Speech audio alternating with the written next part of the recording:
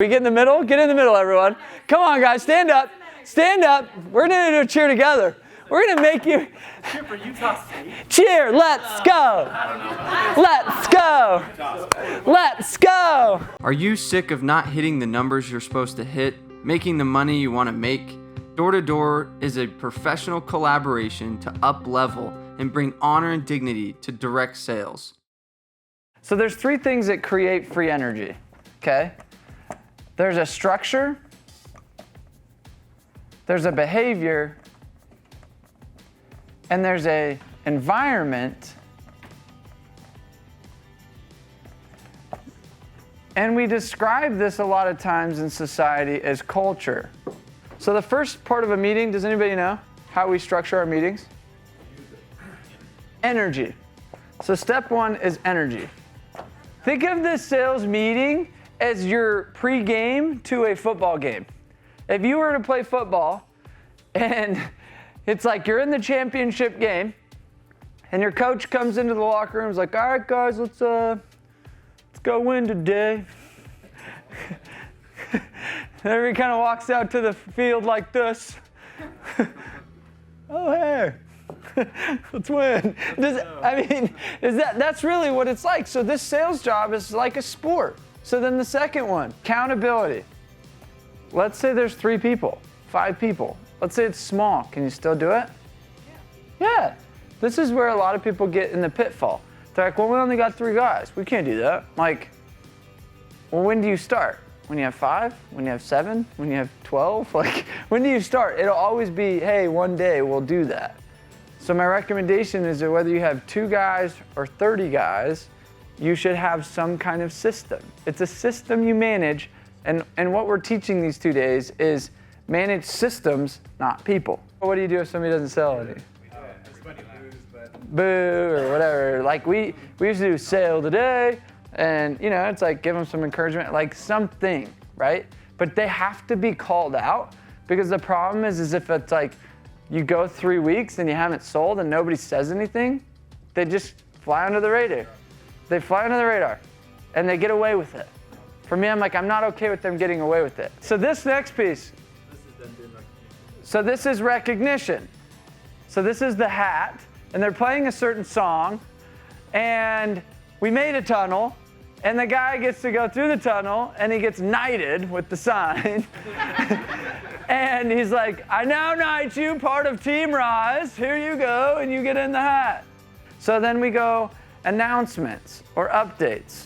So how often do we have new changes that the biggest problem is we don't disseminate the information down to our salespeople a lot of times. AOB's changing come July 1st.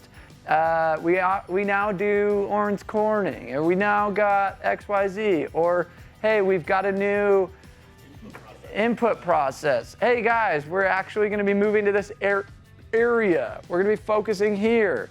So training. Let's talk about training. What can we do to train our people more? Like if we're in a training meeting, and this is what it's for. Answer questions, role play. Let's talk about it. Role play. Answer questions, but this could be bad. Why do I say that? You get stuck in the weeds super far, and it's like, I'm in a black hole with you, and I got 10 other guys that are like, I don't care about this black hole. So make an intention around, am I in the black hole? Hey, do we need to meet one-on-one after? Effective role-playing styles. We call this one the hot seat. I put 2 chairs here. Me and Joanna sit down. Now you guys are all the critics. Let's go, role play. So give me your, I'm not interested. Oh, no, that's not a problem. We're actually working. So boom, we role play back and forth, and I'm like, hey, what'd you guys think? I don't know what I'm supposed to say. What? So how'd I do, Hey, goods and bads. What can I improve on? Cool. Hey, make him do it again. That sucked. Do it again. Not interested. Yeah, I wouldn't be either. Yeah, did he like it?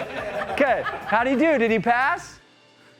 You know what I mean? Like, So you can do it in front of a group. In front of a group. Say, right? In front of a group. What's another way to role play? Just using the conference doors. Top partners. Grab a partner. Yeah. Groups of three. Groups of three is good. You two, you're critiquing. You're there giving feedback. Another one is play games with it. There's an objection game that I really like.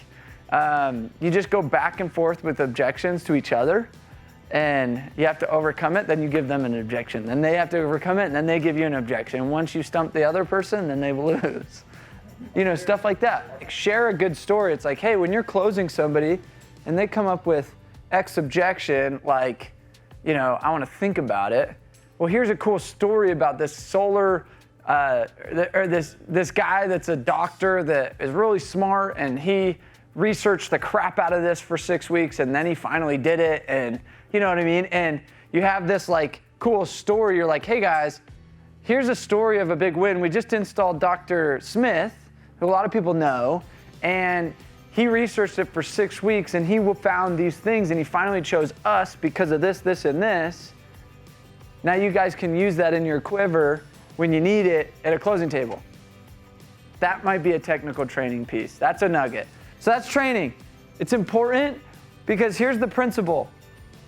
What creates confidence is when people know how. The more I feel like, oh yeah, I know how.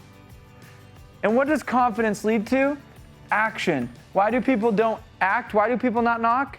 Well, I just don't know how. So I better just not go out, because if I don't know how and I don't have confidence that I do know how, what am I gonna do? Not do it. Is that right? Yeah. So this is an interesting formula. The better they know how, that gives them the confidence, like they think they know how, and take action. So number 6, motivation.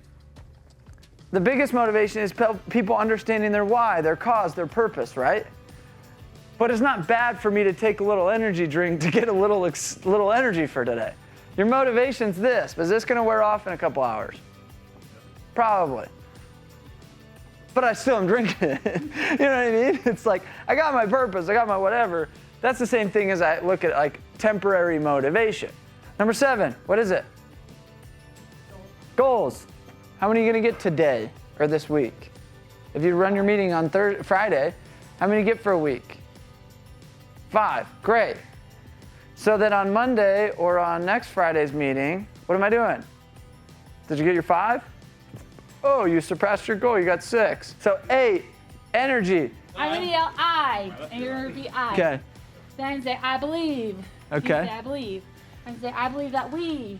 And then you say I Okay. believe that we. So we're just repeating. Okay. Yeah, but then it's I know. I There's believe that we will win, and then we'll repeat it 3 times. Okay, and then we repeat 3 times at the end. Okay, Okay. cool. I believe. I believe. I believe that we. I believe that we. I believe that we will win. I believe that we will win. I believe that we will win. I believe that we will win. I believe that we will win. Woo! Yeah, there we go. That's a good one. Okay, so that's how I end my meeting, because law of inertia. What stays in motion, or what's in motion, stays in motion.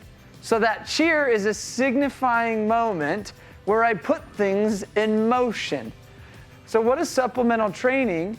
It's anybody that didn't sell last week is required to go on Tuesday and Thursday for an hour at these times. It's a requirement. You bageled the week before, you have to be there. You bageled the day before, you have to be there. If you like what you saw, there's plenty of more where that came from. Join the tribe and hit the button below. Subscribe today.